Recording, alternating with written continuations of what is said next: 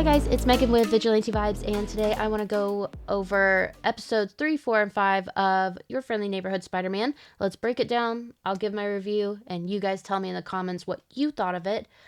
I would have done this yesterday. I guess I'm a day late and a dollar short, but I just got my voice back this morning. So let's go through it, and yeah, let's talk about it.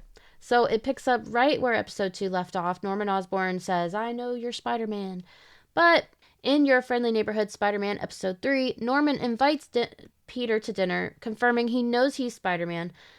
Peter initially tries to tell Norman that his security team may have been playing a trick on him and that he's not actually Spider-Man. However, Norman has irrefutable evidence, as the footage is on his private cameras that no one else has access to. He also says that Peter would have been better off saying that he and Spider-Man were just friends, which is a common explanation used by Peter in both the comics and the main MCU. But Norman says that he wants to help him become a better Spider-Man. Moving on, two criminals, Maria Vasquez and James Sanders, purchased mysterious tech from a robotic dumpster. And that is the weirdest sentence I've ever said in my life. But it bears the same logo as the gloves worn by Butane in the previous episode. Side note, their comic counterparts are Tarantula and Speed Demon. Moving on, Lonnie gets a call during school and asks Pearl to give him a ride home as his brother is in some sort of trouble. He shows up and his mom is in tears, telling him that a police came to the house with his brother and his brother has joined a gang. Lonnie's brother Andre is caught up in the 110th Street gang.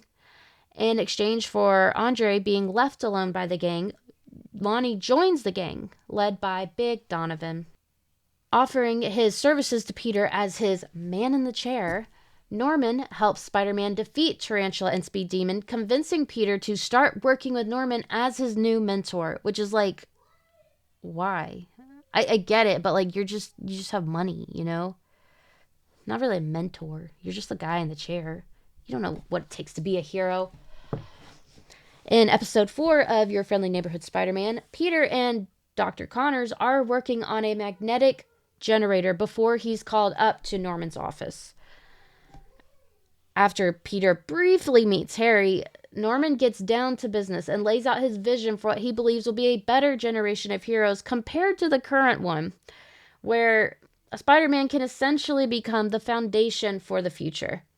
Norman and Peter try several different iterations of a new suit before landing on the predominantly white costume with red and blue accents. It wasn't my favorite. It was a look, but what can I say? Offering Peter a variety of different costumes before landing on that one, Norman provides Spider-Man with suits that are seemingly inspired by Thor, Wasp, and even a darker black wingsuit that feels like a funny Batman reference. Even with Peter using a deeper voice, I found it humorous. However, none of these new costumes worked for Peter, and Norman couldn't help but agree. That said, all three suits were actual alternative identities Peter Parker donned in the 1998 Identity Crisis event when the comics Norman put a large bounty on Spider-Man's head, forcing Peter to assume new masks and new mantles. I thought that was pretty cool. Lonnie gets caught between the 110th Street Gang and their rivals, the Scorpions, led by Camilla Black and Mac Gargan. Whew, these last names, man. I'll try, but I'm worried. Dmitry Smerdakov, Mikhail Sistovichik, oh my god, I'm so sorry, and Roxana Volkov are caught and arrested while their partner, another one, Mila Masaryk. One thing to know about me, if you don't know, I am the worst with names. Pronouncing names is my downfall, my Achilles heel. So I tried my best, and I am so sorry if I offended anyone. They all escape to purchase high-tech weaponry from none other than Otto Octavius, Dr. Octopus. These villains do have comic counterparts. Dimitri is Chameleon. Mikhail is Rhino's father. Mila is Unicorn. So that was kind of cool. Moving on, Harry Osborn discovers that Peter Parker is Spider-Man, and it was only a matter of time, but also I did not see that coming, so now it's a family thing. In Your Friendly Neighborhood Spider-Man, Episode 5, it's confirmed that Otto is selling his inventions to criminals, wanting recognition for his work, and believing he's as smart as Tony Stark, Bruce Banner, or Norman Osborn. He came off super, super bitter here. He gave me the mad scientist vibes that I really liked in Devil's Reign, that event. So if you haven't read that, definitely check it out. But I liked how they handled him, but he came off so bitter. It's not that serious. Norman decides to make Harry an official part of Team Spider-Man to serve as Peter's dude at the desk when Norman is unavailable. So that was nice. It's nice to see Norman and Harry actually have like a pretty good relationship. Lonnie is struggling to make it to football practice due to his time with the 1/10th. It's already taking a beating on him. It's kind of rough to watch, to be honest. But on a lighter note, Harry and Peter start bonding and becoming friends, so there's that. Moving on, as the Unicorn, Mila breaks her fellow Russian thugs out, but Spider-Man arrives. Mikhail is the only one who stays with Mila. Meanwhile, the 110th brawls with the Scorpions, and Lonnie saves Big Donovan's life by taking a stab to the arm. So there's that. I guess our boy's moving up in some ways. Spider-Man saves Mikhail when the Unicorn uses him as bait, prompting Mikhail, aka the Rhino, to take Mila's helmet and spare Spider-Man's life before both he and Mila are arrested. Moving on to, from all of that craziness, we then see Nico was hoping to see a movie with just Peter, but Peter invited Harry to come along as well. There's also something else I want to mention about Nico in this episode. So in this episode, it's revealed that Nico is a foster child. But if you look in her room in the back area, you'll see a picture, what looks like her parents. I'm hoping we get more into her runaway side. I think that'd be pretty cool. And another thing she did that I clocked, she made a little dig at Harry Osborn, and it feels like it could have been a subtle reference to James Franco, who played both Harry Osborn in the Sam Raimi Spider-Man trilogy and the titular lead in 2013's Oz, the Great and Powerful. So there was that too. So our last little bit, impressed by his bravery and saving his life, Big Donovan gives Lonnie the new nickname Tombstone. My only issue with this is that I feel like they're moving Lonnie really, really quickly into the Tombstone role.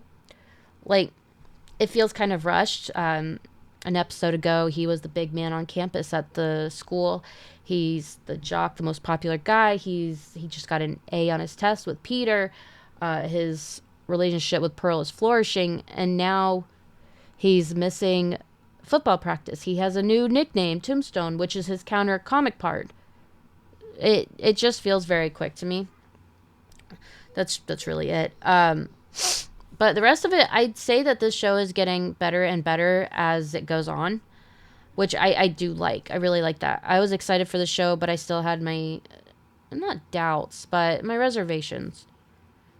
Just because we didn't know much about it, which I think is a fair thing. It's fair to be a little, not concerned, well, concerned. But I think there was a lot of good stuff that came out of these 3 episodes. I will say, them dropping 3 episodes at once, while I like it, is exhausting for someone who creates content about it. But we did get a lot of interesting little tidbits in it. A few things were mentioned in these episodes that I really liked. The Sokovia Accords. Nico mentions to Peter about Iron Man and Captain America's Civil War. And she opens about her to struggle in deciding what is right. I thought that was kind of cool. There's a few things, like when Peter visits Norman Osborn's office and a picture of Norman with Wakanda's King T'Chaka, T'Challa's father. That was unsuspecting, but I liked it. We also saw a picture of Harry Osborn with Marvel K-pop superhero Luna Snow, which I believe is going to be in the next run by Jason Lowe.